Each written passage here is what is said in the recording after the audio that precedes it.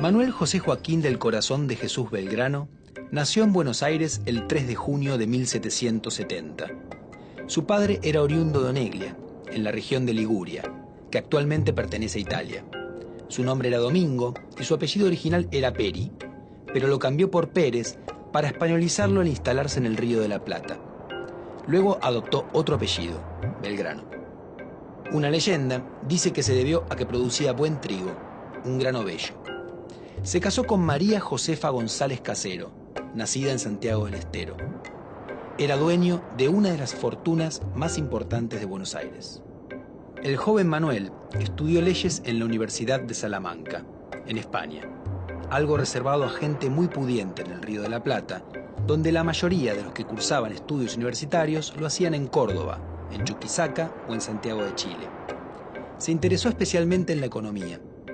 Volvió a Buenos Aires en 1794, al ser nombrado secretario del Consulado de Comercio, cargo que ejerció hasta 1810.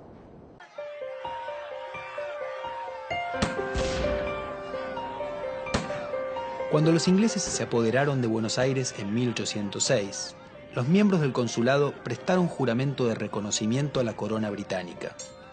Belgrano se negó y pasó a la banda oriental. Volvió a la ciudad después de la Reconquista y se incorporó a las milicias voluntarias que se formaron para enfrentar un posible nuevo ataque. Belgrano ingresó al cuerpo de patricios, que agrupaba a los nacidos en Buenos Aires, y fue elegido sargento mayor del regimiento. Los oficiales de patricios eran elegidos por la tropa, y en general los que fueron nombrados eran miembros de la élite de la ciudad. Belgrano cuenta en su autobiografía que hizo trampa en una elección para evitar que triunfaran los que él llamó dos hombres oscuros, es decir, de origen popular. Se entrenó en el manejo de las armas y estudió algunas claves de la vida militar. Al año siguiente participó en la defensa contra la segunda invasión inglesa. En mayo de 1810, Belgrano formó parte del grupo revolucionario y fue nombrado vocal de la primera junta. La junta decidió enviar a sus mejores tropas para hacerse obedecer en el interior y en el Alto Perú, donde estaba la ciudad de Potosí, que era la clave de la economía colonial porque de ahí se extraía la plata. Pero también decidió enviar una segunda expedición a Asunción del Paraguay, para obligarla a plegarse al movimiento revolucionario. El mando del pequeño ejército le fue otorgado a Belgrano, que no era un militar profesional, pero sí un revolucionario decidido. La precaria expedición fue derrotada y el Paraguay no aceptó más la preeminencia de Buenos Aires. Belgrano estaba ligado a los grupos morenistas, es decir, seguidores del pensamiento del fallecido Mariano Moreno, que impulsaban cambios importantes. Los que gobernaban cuando regresó a Buenos Aires eran sus rivales, los moderados saavedristas, pero en septiembre de 1811 los saavedristas fueron removidos del gobierno y se nombró al primer triunvirato en lugar de la Junta. Este designó a Belgrano jefe de los patricios.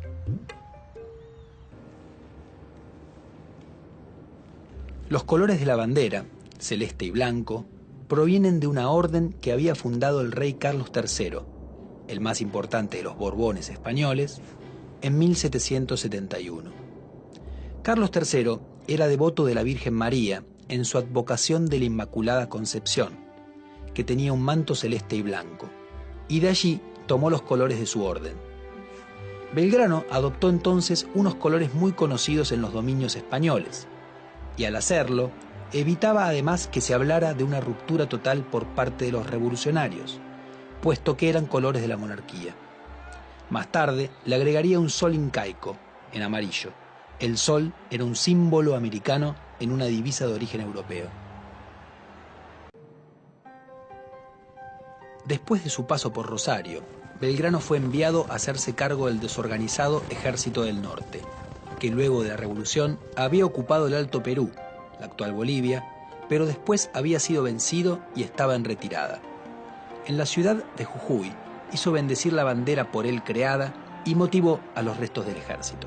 En esa emergencia, Belgrano ordenó a los pobladores de Jujuy y de Tarija abandonar sus casas y bienes para no dejar nada al alcance del ejército enemigo que avanzaba hacia el sur. Se aplicó la política de tierra arrasada y se incendiaron campos sembrados. El movimiento pasó a la historia como el Éxodo Jujeño. Belgrano logró reorganizar el ejército en Tucumán y allí, pese a que las autoridades en Buenos Aires no querían arriesgarse a hacerlo, decidió enfrentar el avance de los contrarrevolucionarios. Los derrotó en la decisiva batalla de Tucumán, en septiembre de 1812, uno de los combates más importantes de la Guerra de Independencia Sudamericana. Avanzó luego hacia el norte y volvió a triunfar en Salta, en febrero de 1813. Entusiasmado, continuó hacia el Alto Perú, pero allí fue vencido en 2 batallas, Vilcapugio y Ayohuma, y su ejército sufrió bajas enormes. Después de eso, debió entregarle el mando al general José de San Martín, enviado desde Buenos Aires. Belgrano volvió a esa ciudad y decidió donar el dinero que el Estado le otorgó por las victorias de Tucumán y Salta para la construcción de escuelas en las ciudades de Tarija, que hoy es parte de Bolivia, Jujuy, Salta, Santiago del Estero y San Miguel de Tucumán. Pero en medio de las convulsiones de la guerra no se construyeron. En 1814 viajó a Europa para negociar apoyos a la Revolución Rioplatense, pero no tuvo éxito. Europa estaba derrotando a Napoleón y con el retorno del absolutismo en todo el continente, cualquier movimiento revolucionario era considerado algo terrible.